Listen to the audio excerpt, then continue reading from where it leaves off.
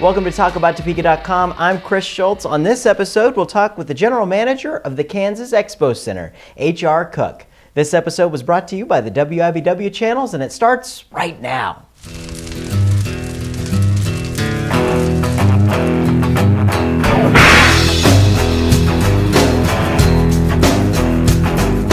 Joining me in the studio is the general manager of the Kansas Expocentre, H.R. Cook. H.R., thanks for joining us. Thank you for having me. Why are you yelling? I don't know.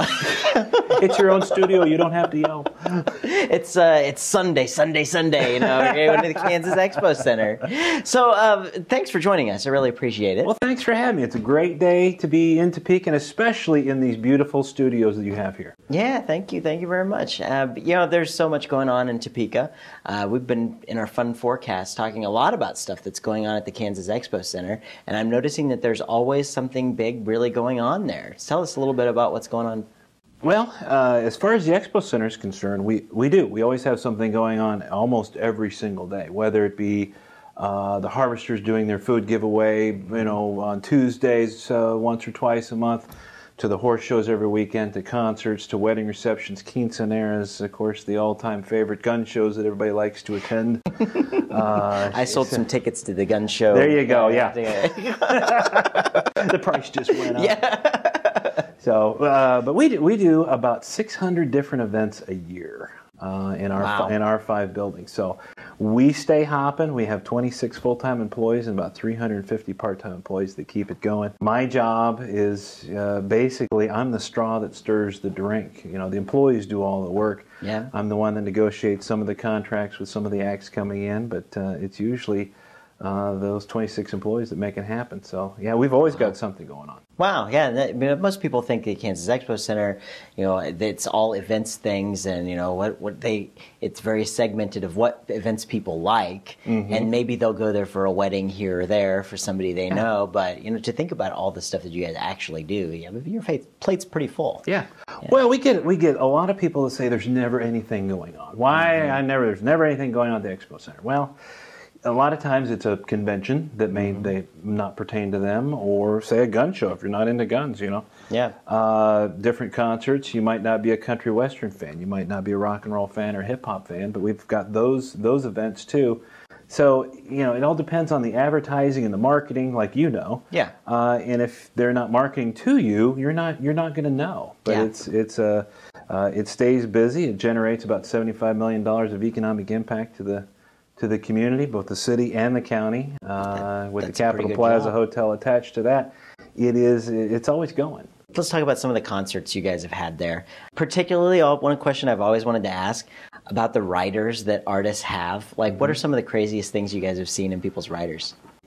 We've seen everything. I've been in this business about 25 years now, and it's ranged anywhere from certain exercise bikes in their rooms. Of course, you've got flowers and decor and certain, you know, couches. And Carrie Underwood, a couple years ago, was kicking off her tour here, and her one thing she had to have, and I cannot remember the name, she had to have a certain cheesecake that was only manufactured in one little shop in Massachusetts.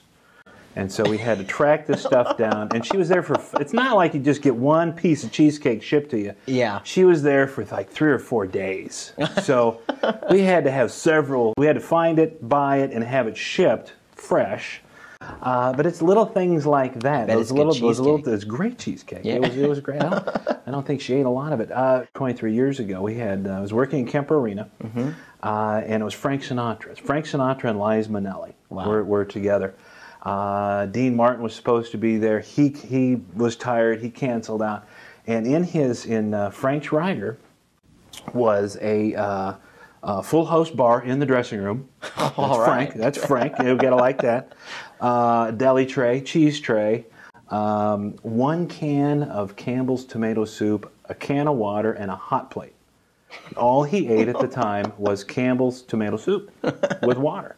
And the bar. And the bar. And a full carton of Pall Mall unfiltered cigarettes. No kidding. And I'm thinking, this guy's got all the money in the world, and here he is asking for a carton of cigarettes. He's just stealing from me here and smoking all of his cigarettes on my tab. No, this guy smoked them one right off of the other 24 hours a day. He was about a 3 or 4, and this was in the days where you could still smoke on stage. It wasn't an artist thing. Yeah. Both he and Liza Minnelli did the same thing. She was 1 carton of Marlboro Reds. Wow. But we've done the rainbow condoms. We've done the, the different soups, and we had satanic candles we had to find for the Black Crows one time. It's weird. They were getting into the act. I heard. Yeah. I had read one time Mary J. Blige has them put a new toilet seat on every time that she plays at a venue, and I don't know if you get to be plumbers as well too. Huh? Yeah, sometimes. As a kid, I grew up in this business, and I was actually one of the ones that pulled the brown M&Ms out of Van Halen's M&M jar. That would be, that's a cool story to tell now. And the great thing is, I got to keep all the brown M&Ms. Awesome. So now you see that M&M commercial where they're dancing around naked, Yeah. It wasn't Vogue back then, but they still taste the same. Why did they do that? I mean, like the M&M thing, like, is that just a way for the, that part is mainly publicity. Is it? Because the same show that I was working with, they didn't have any steak sauce in their dressing room, and Van Halen trashed out the dressing room, causing about $5,000 worth of damage. But I got all the brown M&Ms out. At least you get all the M&Ms. That's right. That's right. I don't know. People that say, they want to, if something doesn't go right, or they just, I don't know if they're seeing if people can just jump through the hoop. A lot of times it is, and they don't remember where they came from. And then you have exactly the opposite spectrum. Did a show with John Denver one time, and he was backstage picking up trash. So really? Throw a stagehand and throw a cup down. He was back there picking up, putting it in the trash can because he was trying to clean things up. He was helping out. That's cool. So, Jeff Dunham is another act that we've had just here recently. It's probably going to be coming in again next year. Most down-to-earth guy you ever want to meet. Wow. He just likes a little bit of barbecue and just kind of hanging out backstage, chit-chatting. He'll come up to the office. He'll wander around a little bit. So that's cool. You get all spectrums. Well, I guess we're getting to that moment where our time's running up. So we haven't talked about anything. I know. We could talk about downtown Topeka. What do you think's going on down there? I think right now, with the spring is sprung. A lot of the trees are blooming now. Everything's green. It's a great time to be out walking around, buying your Marion Lane candles at 713 Kansas Avenue. Yes, of course, Connie was on a couple weeks ago. That's great. Right. Yep. I don't think she plugged her candles enough. It's absolutely fantastic. But yeah, I like I told her, I get them for Christmas every single year, and I always have the candle. Yeah, I don't have any other candles in my place. And well, you shouldn't, and neither do we. That's it's right. Sacrilegious. That's but they have plans for the expansion of downtown and everything. But right now, the stores are open, and everybody needs to be out walking around because we've got a lot of great things going on. Check out the Kansas Expocentre and downtown, but of course, I can't let HR get out of here until he does the lightning round. The lightning round. Yeah, that's right. We've got our 60-second lightning round. Sit up here. I've been told that you are familiar with the lightning round. I do watch. We watch it religiously for entertainment purposes only. Good. Again, we do not have our gambling license. So. Good. We're ready. All right. For those of you sitting at home, every time he says Expo Center, you know what to do. Everybody has to take a shot. Yeah. Wait, wrong game. Yeah, we can do any one of those things. Yeah. All right, let's put 60 seconds on the clock and roll it. Bing. What's your favorite tourist attraction in Topeka? Ooh, that would be tourist attraction, Mulvane Art Museum. All right. In your opinion, what was the greatest movie ever made? Oh, that would be It's a Mad, Mad, Mad, Mad World. Good one. That one hasn't been said. What's your favorite musical group? Cheap Trick. All right. Paper, rock, or scissors? Scissors. Oh, I'm sorry, you're wrong. I win. Paper or plastic? Always go for paper. It confuses everybody. I did that the other day. They go, paper? Really? Nobody does paper anymore. Yeah. All right.